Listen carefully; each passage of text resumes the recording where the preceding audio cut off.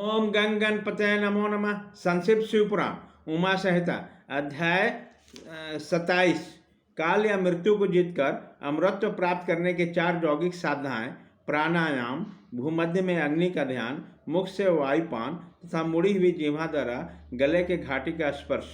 पार्वती बोली, प्रभो, यदि आप प्रसन्न हो तो जोगी योगाकाश जनित वायु पद को जिस प्रकार प्राप्त होता है वह सब मुझे बताइए। भगवान शिव ने कहा, सुंदरी, पहले मैंने जोगियों के हित की कामना से सब कुछ बताया, जिसके अनुसार जोगियों ने काल पर विजय प्राप्त की थी। जोगी जिस प्रकार वायु का स्वरूप धारण करता है उसके विषय में कहा गया है। इसलिए योग शक्ति के द्वारा मृत्यु दिवस को जानकर प्राणायाम में तत्पर हो जाए। ऐसा करने पर आधे मार्च में वह आए हुए काल को जीत लेता है।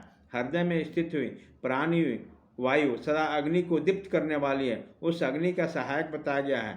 वह वायु बाहर और भीतर सर्वत्र व्याप्त और महान है। ज्ञान, विज्ञान और उत्साह सबकी प्रकृति वायु से ही होती है। जिसने यहाँ वायु को जीत लिया उसने इस संपूर्ण जगत पर विजय पा ली। साधक को चाहिए वो जरा और मृत्यु की जीतने की इच्छा सदा धारण में स्थित रहे, क्योंकि योग प्राण योगी को भली भांति धारणा और ध्यान में तत्पर रहना चाहिए। जैसे लोहार मुख से धौकनी को फूक फूक कर उस वायु के द्वारा अपने सब कार्य सिद्ध करता है, उसी प्रकार योगी को प्राणायाम का अभ्यास करना चाहिए। प्राणायाम के समय जिनका ध्यान करना जाता है वह आराध्य देव परमेश्वर सहस्रों मस्तक, नेत्र, पैर और हाथों से युक्त है तथा समस्त ग्रंथियों को आवृत करने में उनमें भी 10 अंगुल आगे स्थित है। आदि में बेहरती और अंत में शिरोमंत्र सहित गायत्री का 3 बार जप करें और प्राण वायु को रोके रहें। प्राणों का इस आयाम का नाम प्राणायाम है। चंद्रमा और सूर्य आदि ग्रह जा जाकर लौट आते हैं, परंतु प्राणायाम पूर्वक ध्यान पूर्वक जोगी जाने पर आज तक नहीं लौटे हैं, अर्थात मुक्त हो गए। देवी, जो द्विज 100 वर्षों तक तपस्या करके कुशों को अग्रभाग से एक बूंद जल पीता है और वह जिस फल को पाता है वही ब्राह्मणों के एकमात्र धारण अथवा प्राणायाम के द्वारा मिल जाता है। जो द्विज सवेरे उठकर एक प्राणायाम करता है और संपूर्ण पापों को शीघ्र ही नष्ट कर लेता है और ब्रह्म लोक को जाता है। जो आलस्य रहित हो सदा एकांत में प्राणायाम करता है वह जरा और मृत्यु को जीतकर वायु के समान गतिशील हो आकाश में विचरता है। वह सिद्धों के स्वरूप कांति, मेधा, पराक्रम और शौच को प्राप्त कर लेता है। उसकी गति वायु के समान हो जाती है तथा उसे स्पर्णीय सौख्य एवं परम सुख की प्राप्ति होती है। देवश्री, जोगी जिस प्रकार वायु से सिद्धि प्राप्त करता है वह सब विधान मैंने बता दिया है। आप तेज से जिस तरह वह सिद्धि लाभ करता है वह भी बता रहा।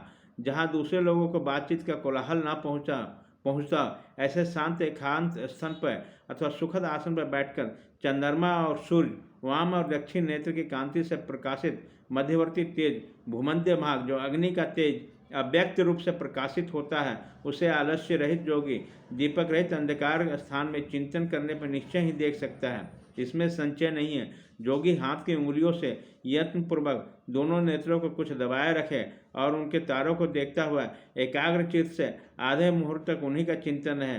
तदंतर अंधकार में भी ध्यान करने से उन ईश्वरीय ज्योति को देख सकता है। यह ज्योति सफ़ेद, लाल, पीली, काली और इंद्रधनुष के समान रंग वाली होती है। भावों के बीच में ललाट वाली बढ़ती बाल सूर्य के समान तेज वाले उस अग्निदेव का साक्षात्कार करके जोगी इच्छानुसार रूप धारण करने वाला हो जाता है तथा मनोवांछित शरीर धारण करके क्रीड़ा करता है। वह योगी कारण तत्व को शांत करके उसमें आविष्ट होना, दूसरे के शरीर में प्रवेश करना, अनिमा आदि दूसरे गुण को पा लेना, मन ही सब कुछ देखना, दूर की बातों को सुनना और जानना, अदृश्य हो जाना, बहुत से रूप धारण कर लेना, आकाश में विचरना या इत्यादि सिद्धियों को निरंतर अभ्यास के प्रभाव से प्राप्त कर लेता है। जो अंधकार से भी परे और सूर्य के समान तेजस्वी है उसे इस महान ज्योति में परमात्मा को मैं जानता हूँ। उन्हीं को जानकर मनुष्य काल या मृत्यु को लांघ जाता है। मोक्ष के लिए इसके सिवा दूसरा कोई मार्ग नहीं है। देवी, इस प्रकार मैंने तुम्हें तेज तत्व के चिंतन की उत्तम विधि का वर्णन किया है, जिससे जोगी काल पर विजय पाकर अमृत को प्राप्त कर लेता है। देवी, अब पुनः दूसरा श्रेष्ठ उपाय बताता हूँ जिससे मनुष्य की मृत्यु नहीं होती। देवी, ध्यान करने वाला योगियों की चौथी गति साधना बताई गई है। जोगी अपने चित्त को बस में रख करके यथा योग्य स्थान में सुखद आसन पर बैठे। वो शरीर को ऊंचा करके उंजली बांधकर चोचकी से आकृति के मुख्य द्वारा वायु को पान करें। ऐसा करने से क्षण भर में तालू के भीतर स्थित जीवनदायिनी जल की बूंदें टपकने लगती हैं। उन बूंदों को वायु के द्वारा लेकर सूंघें। यह शीतल जल अमृत स्वरूप है। जो जोगी इसे प्रतिदिन पीता है वो कभी मृत्यु के अधीन नहीं होता। उसे भूख प्यास नहीं लगती। उसका शरीर दिव्य और तेज हो जाता है। वह बल में हाथी और वेग में घोड़े की समानता होती है। जिसकी दृष्टि गरुड़ के समान तेज हो जाती है और उसे दूर की भी बातें सुनाई देने लगती हैं। उसके केस काले और घुंघराले हो जाते हैं तथा अंग कांति गंधर्व और विद्याधरों की समानता होती है। वह मनुष्य देवताओं के वर्ष से 100 वर्ष तक जीवित रहता है और अपनी उत्तम बुद्धि के द्वारा बृहस्पति के तुल्य हो जाता है। उसमें इच्छा अनुसार विचरने की शक्ति आ जाती है। वह सदा ही सुखी रहकर आकाश में विचरण की शक्ति प्राप्त कर लेता है।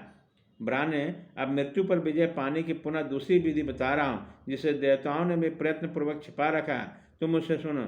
जोगी पुरुष अपनी जिह्वा को मोड़कर तालू में लगाने का प्रयत्न करें। कुछ काल तक ऐसा करने से वह क्रम से लंबी होकर गले की घाटी तक पहुँच जाती है। तदंतर जब जिह्वा गले की घाटी से सटती है तब वह शीतल सुधा का स्नाव करती है। उस सुधा को जो जोगी सदा पीता है वह अमृत को प्राप्त करता है। अध्याय 27।